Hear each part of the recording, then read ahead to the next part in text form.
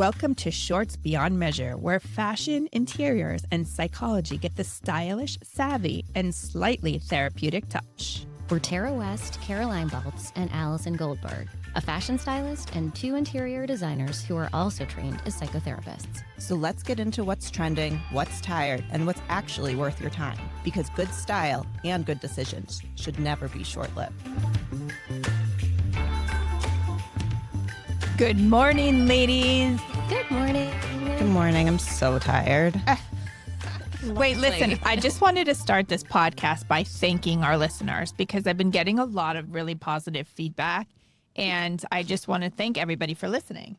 Wow, that's so nice of you. I would have never thought of that. A few people have said we're funny. Ooh, or maybe Allison's funny. Nobody's ever said that And about they me. like our and they like our dynamic. And I like our dynamic too. I do too. Well, as you said from the very beginning, like keep it organic. And I don't know if listeners know this, but we don't really edit, right? Like we just go and run with it for the most part. Maybe one or two things. We do. And I appreciate the people who are now my clients. So a shout out to them. Yeah, that's awesome. I know. But I really wanted to thank everybody. I think sometimes, we just get caught up in what we talk about. But I really wanted to take a moment to thank everybody. So on that note, Caroline, what are we talking about today? We are talking about the wild horses effect, which is another theory that we can use to ground some of the different themes that we talk about. But basically, they found that there's these wild horses in Savannah, Georgia, that get bitten by this non-poisonous bat, but they get really scared and then they run. They run for miles until they're exhausted, and many of them actually die from exhaustion. But it's their fear that drives them to be, run and run and run. But it's actually also kind of speaking to what they call the 90% rule. It's 90% of their reaction to the stimulus, which is the bat biting them, that creates this horrible problem in their life. So it's the idea that it's our emotions, our reactions to different things that end up being worse than the actual event itself. It just made me think of when Allison walked in this morning. She was really not happy with her husband. I picture you were to run. The driveway. I am a runner. If I get pissed off, I'm like, I got to go for a drive. I got to get out of here. So what? Does that work with the whole Is David the bat and he keeps biting me? Yeah, maybe. I'm sorry, that just came to my head. Totally. Sometimes I just run to the bar, but sometimes I never die from exhaustion, but I do get hungover occasionally. That's exhausting. It is. Yeah. So, but I think, we kind of touched on this before that, in any relationship, it's your reaction to situations, right? So it's however you react can either make this situation bigger because now you're dealing with the reaction, so it really depends on that. Yeah. And it's like one of my mentors used to say, do you want to be a thermostat or do you want to be a thermometer?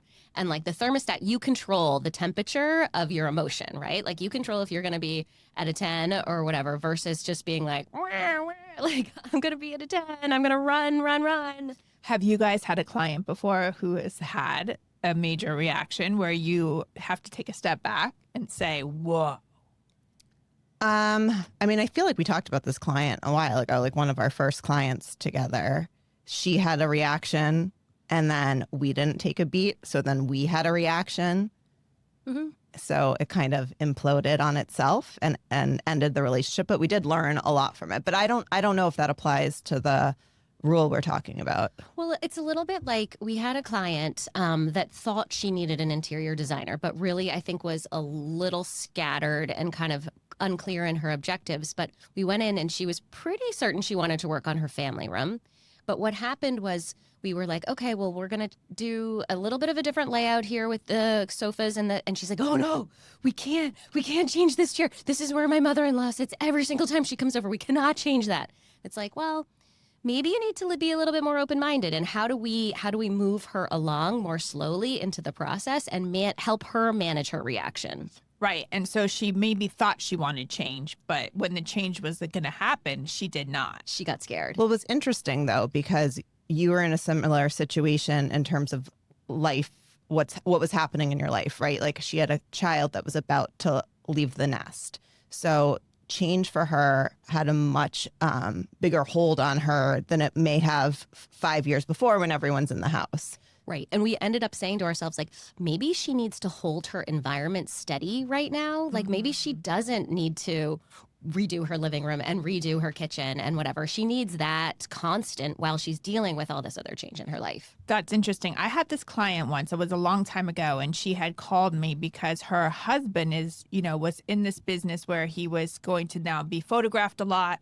And he had said to her, in a nice way, like, maybe you want to get a stylist because when you become in public, you want to feel like, you're everywhere. Yeah. So she hired me, and she was very reluctant, and because it wasn't her choice in a sense. And I brought her probably 20 outfits, and they were good. I'm saying they were good. I don't doubt it. And she bought one shirt. Oh, I think you talked about her before. One shirt. Yes, and I said to myself, whoa, this is not gonna She's end not well. ready. Yeah, she's not that open. It's funny. I would think she would feel a little bit of pressure. Like, if you're spending money on you, like, I'm going to get my money's worth. I'm going to buy 10 shirts. Well, 100%. It's like, Yeah. why hire me? But in that regard, she didn't want the change. It was brought upon her. So she didn't have control. I think we're talking about the same thing. It's like control, You're not ready to make a change. She had to, or eventually she's going to have to, unless she really doesn't care. Yes. So, Caroline, in your research, what did you find out about the, like, if the bite from, was it a bat? The bite from the bat is only 10%, and then the 90% is just our reaction or our anticipation. Like, how do you manage that? So I think that it's first acknowledging it and having, a theory or a way to talk about it gives you language. Like, oh God, okay, this is 90% you. There was only 10% that happened. Like, let's learn, dialectical behavioral therapy, emotional regulation. How do you get yourself? And we should all know this about ourselves. You have a lot of great insight and you've done a lot of work. Like, how do you get yourself from a 10 No insight, but I've done a lot of work on myself. a lot of cosmetic work. I wish.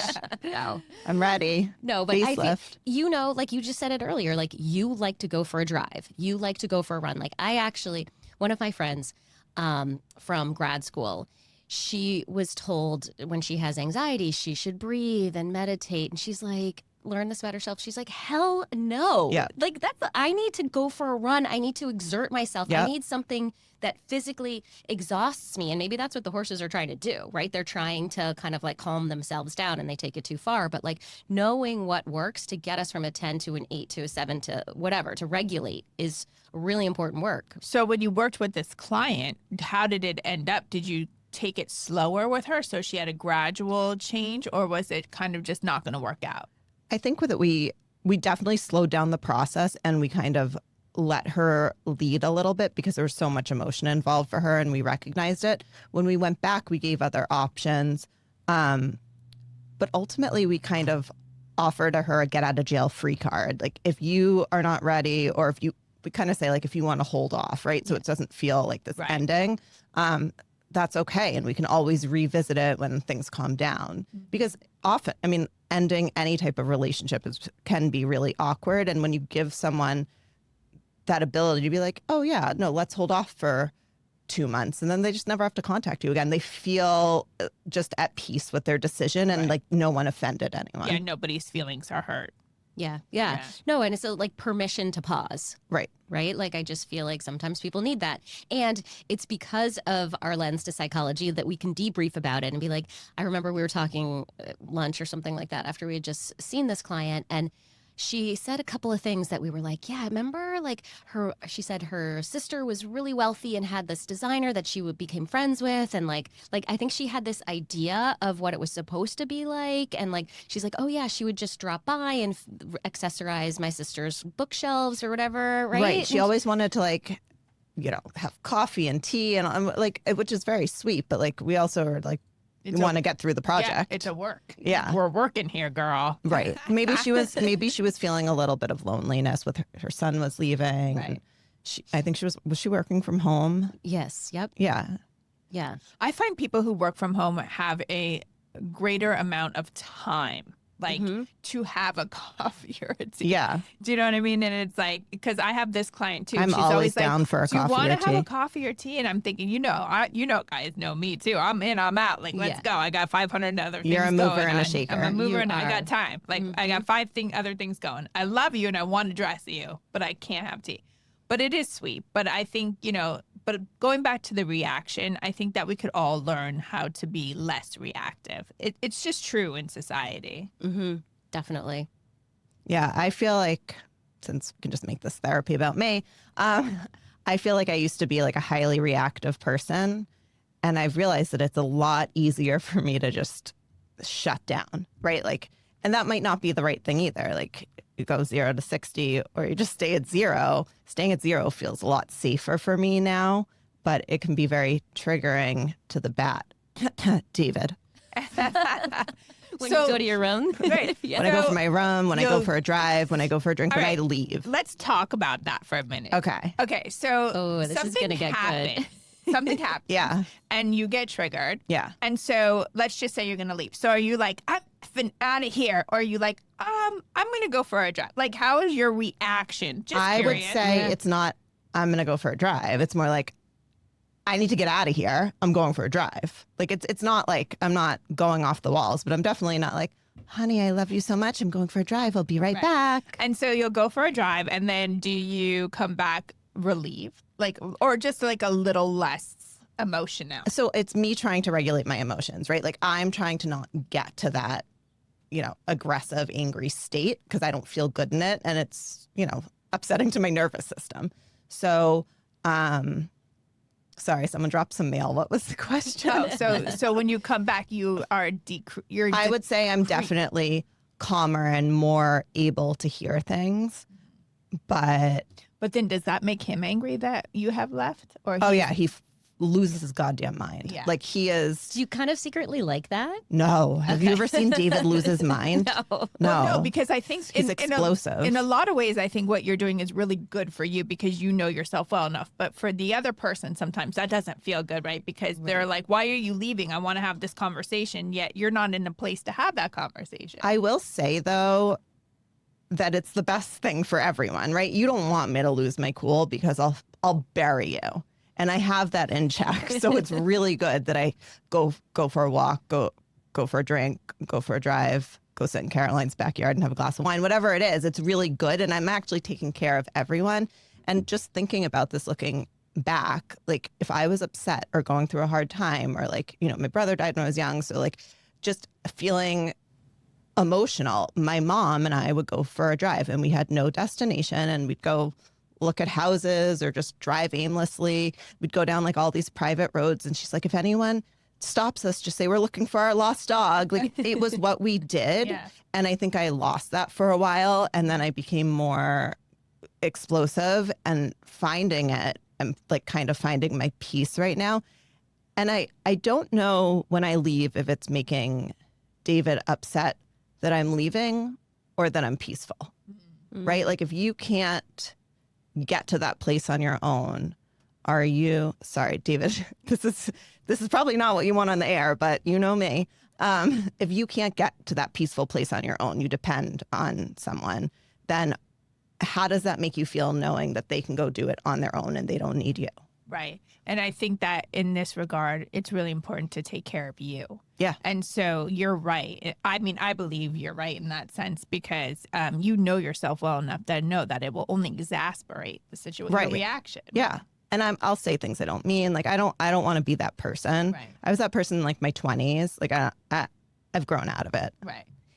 What about, yeah. Go ahead. So I'm just switching gears a little bit because I think about this in terms of your role with bringing clothes to clients.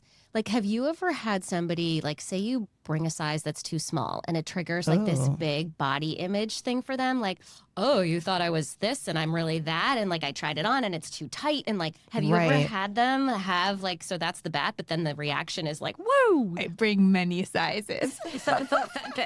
Smart. No, but this is why I could meet somebody before I go shopping for them if I can. Yeah. Because I'm very cognizant of that. because I know that doesn't feel good. Yes. And I know some brands, like a Zimmerman 0 is really like a 00, and like a ALC 0 is like a 2. I mean, I just know this, what I mean? ALC, like their sizing is really strange. A little strange. So, I mean, it makes me feel good. But Caroline, in that, when I first meet with people, there's a lot of, there can be a lot of self-deprecation.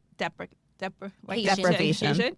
And some really wallowing in, nothing fits me, or, you think, I used to get, because when I was very small, they would say, oh, how are you going to dress me? You're like a size 0. Mm-hmm. Like there was a lot of that going on. And I was like, just give me a minute here. It's, Mm-hmm. So some judgment to you. Some judgment to me, like how would I know how to dress somebody a size 8 to 10? Mm-hmm. But that was their own stuff, Mm-hmm. but I think that's a really good question. That was their 90%. Yeah.